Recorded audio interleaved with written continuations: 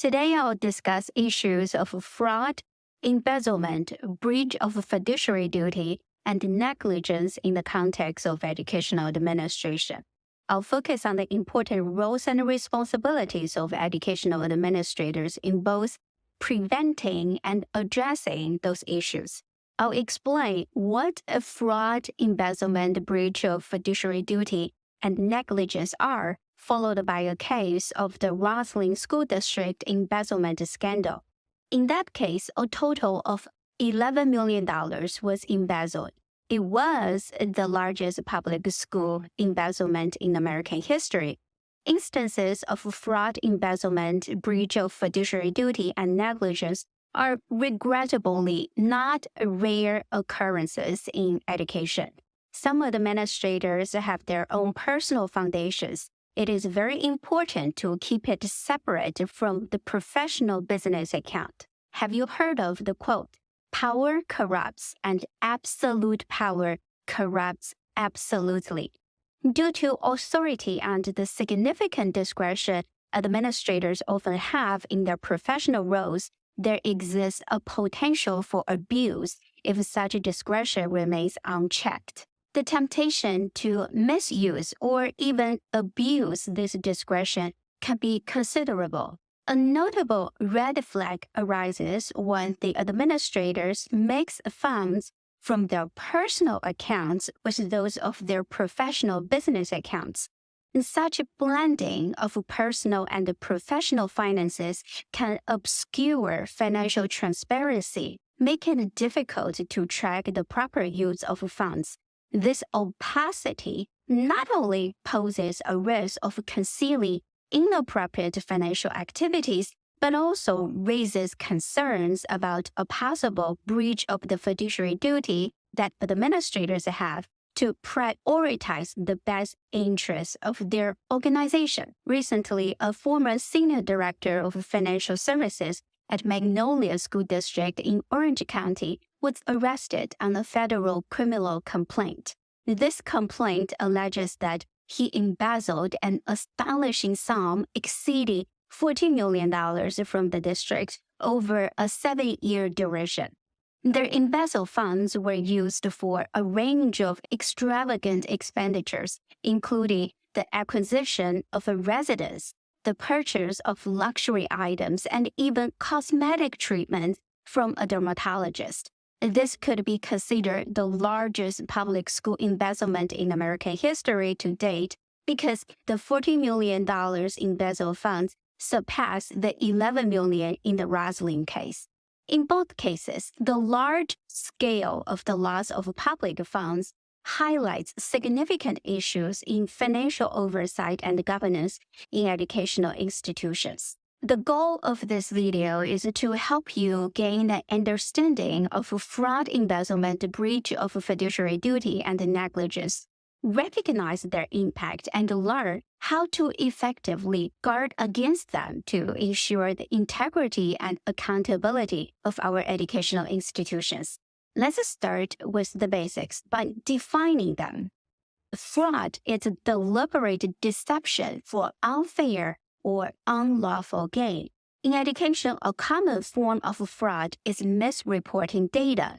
For example, administrators may inflate student attendance data or manipulate test scores to meet performance targets, thereby securing more funding or meeting accreditation standards. This not only undermines the integrity of the educational system, but it can also lead to the misallocation of resources. Embezzlement is the theft or misappropriation of funds placed in one's trust. It is the act of stealing or misusing funds that one is responsible for managing. It could occur if an administrator uses school funds for personal expenses, for example, purchasing personal items with the school's credit card or redirecting school funds into a personal fund. Such actions not only constitute a criminal offense, but also erode trust in the educational institutions. Breach of fiduciary duty means a failure to act in the best interest of the organization. A classic example is a conflict of interest, where an administrator makes decisions that benefit them personally rather than the school or university.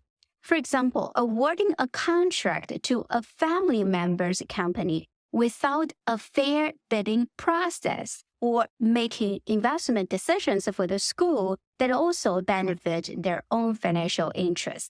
Negligence refers to a failure to take reasonable care of one's duties, leading to harm or damage. It can manifest when an organization fails to implement proper internal controls to detect and prevent fraudulent activities. For example, if an organization neglects to conduct regular audits or monitor financial transactions diligently, it may inadvertently enable fraudulent schemes to thrive. Administrators should consider whether their oversight measures are robust enough to mitigate fraud risk. Negligence can also arise when administration overlooks signs of financial irregularities, such as unexplained discrepancies in financial report or unusually high employee access to sensory financial data. We must ask ourselves if we have established adequate checks and balances to prevent embezzlement in our organizations. Let's now look at the Roslyn School District embezzlement scandal. This case of financial and ethical misconduct in education was further brought into the public eye through the 2019 movie Bad Education. Frank Tassong, the superintendent, and his assistant superintendent for business, Penn Glacken, were central figures in this scandal. The case began in 2002 when Penn Glacken, the assistant superintendent for business, was discovered embezzling $250,000.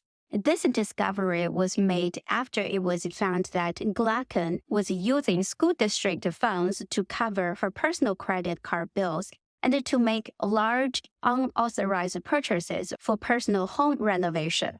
Her spending included significant amounts at Home Depot, several towns away, which first raised red flags.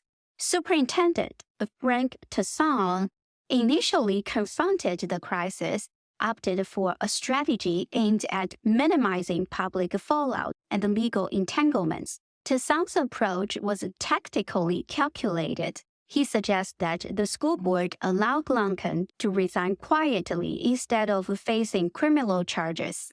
This strategy was presented under the guise of financial prudence and reputational management. Tassong argued that pressing charges would lead to a prolonged legal battle, which would not only incur significant legal expenses for the school district, but also keep Glacken on the payroll during the court proceedings due to her status as a tenured civil service employee with an annual salary of $160,000. Tassong argued this would be financially detrimental to the school district. Moreover, Tassong emphasized the potential damage to the school district's reputation. He cautioned that public knowledge of the embezzlement could lead to negative media attention, potentially undermining the school district's esteemed academic standing and affecting community trust. This was important for the school board because the Roslyn School District was known for its academic excellence and was highly regarded in the community.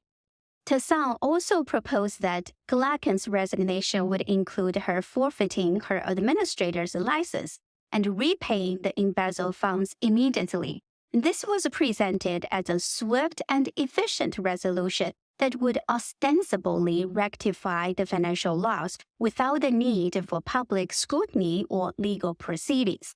In presenting this plan, Tassong portrayed himself as a problem solver looking out for the school district's best interest.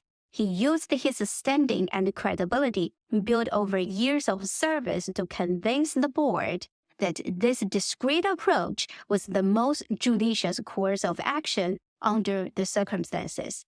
However, this strategy of quiet resolution and damage control was later scrutinized as a possible attempt by Tassong to prevent further investigation into the school district's finances. Later investigation uncovered a much more complex and extensive embezzlement scheme that implicated Tsang himself.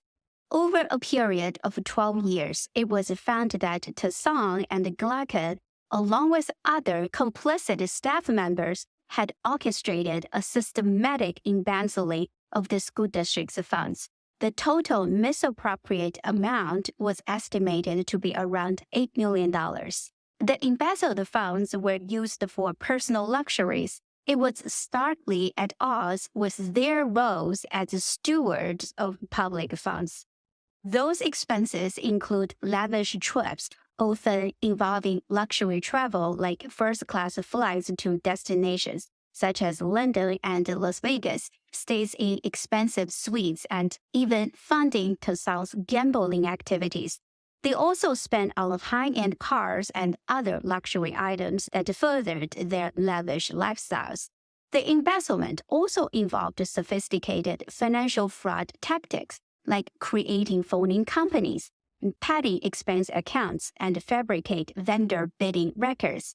The systematic nature of this fraud not only indicated a severe breach of trust, but also highlighted significant lapse in the school district's financial oversight and controls. This scandal, characterized by a systematic abuse of power and trust, eventually led to a far-reaching financial and ethical crisis in the Roslyn school district. Both Tsang and Glacke were arrested for first-degree larceny. Tsang was convicted of embezzling $2.2 million and was sentenced to 2 to 12 years in prison.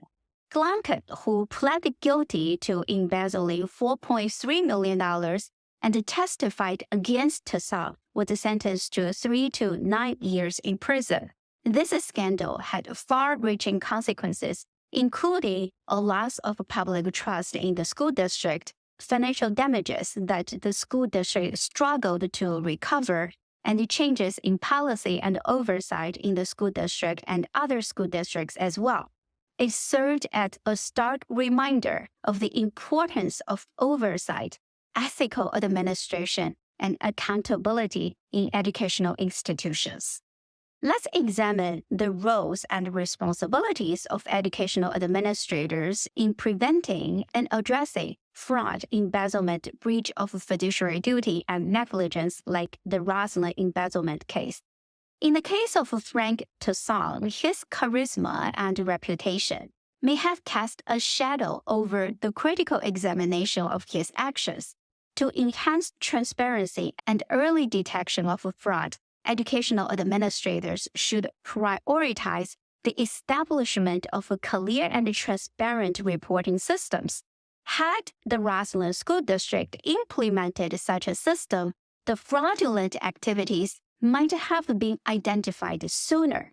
Effective administrators must create an environment that encourages whistleblowers to come forward and address any discrepancies or anomalies. Administrators who often have a considerable degree of discretion must understand the critical importance of maintaining checks and balances in financial processes. The case of Roslyn serves as a stark reminder of the ramifications of insufficient oversight, where embezzlement went unchecked for years. To mitigate the risk of such incidents, administrators should actively engage in both regular internal and external audits, considering their discretion in allocating resources. Moreover, it becomes imperative to implement mandatory reporting and accountability mechanisms specifically tailored to high-value financial transactions. This approach not only bolsters transparency, but also acts as a robust safeguard against potential malfeasance. Tsang's decision to cover up Glacke's embezzlement was a clear breach of his fiduciary duty. Educational administrators must enforce policies regarding conflicts of interest to prevent situations where personal gain takes precedence over the institution's well-being. Administrators play an important role in ensuring the adherence to established policies and procedures. These protocols exist for a reason, and they can serve as a shield against negligent actions. In Tassan's case, adherence to procedural norms might have averted the escalation of the situation. Educational administrators, as guardians of our educational institution's integrity and success, bear a profound responsibility. Your role are marked by significant discretion and influence.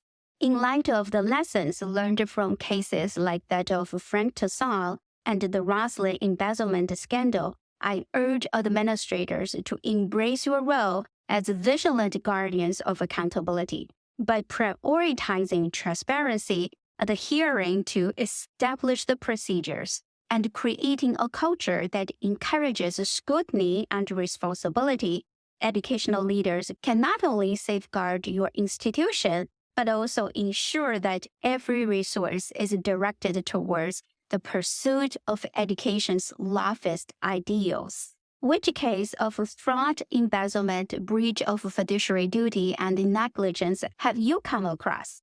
Please share your experience below. Thanks for watching. I'll see you next time.